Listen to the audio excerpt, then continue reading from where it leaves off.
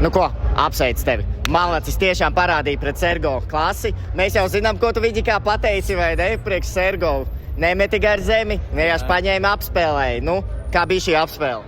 Bija labi, baigi pat nepiekusu. Viņš bija bišķiņ nērts pretinieks, bet beigās jūs redzējāt, viņš jau bišķiņ nogura no manas spiedienu un pārbuksē viņu.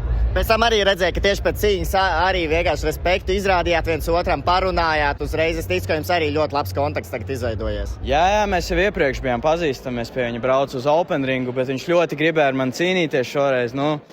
Vairs laikam negrib tik ļoti. Darbs jāizdara, darbs bija jāizdara, vai ne? Iedevu viņam darbu, viss vienkārši. Varbūt ir kaut kas, kam tu vēlēs novēlēt šo uzvaru?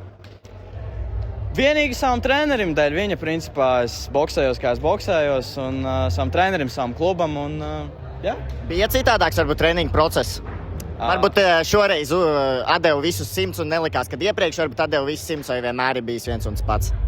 Zin kā, visām cīņām mēģinu gatavoties visiem 100. Šoreiz vairāk sparingoju, braucu uz citiem klubiem, un tas man arī palīdzēja ar citiem sparingu partneriem saņemt pieredzi, un rezultāts ir acīm redzams. Un klasiskais jautājums, kur mēs redzam tev nākamreiz un pret ko?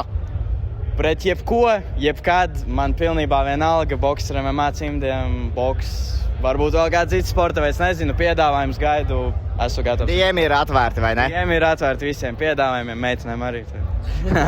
Apsveic tevi, apsveic.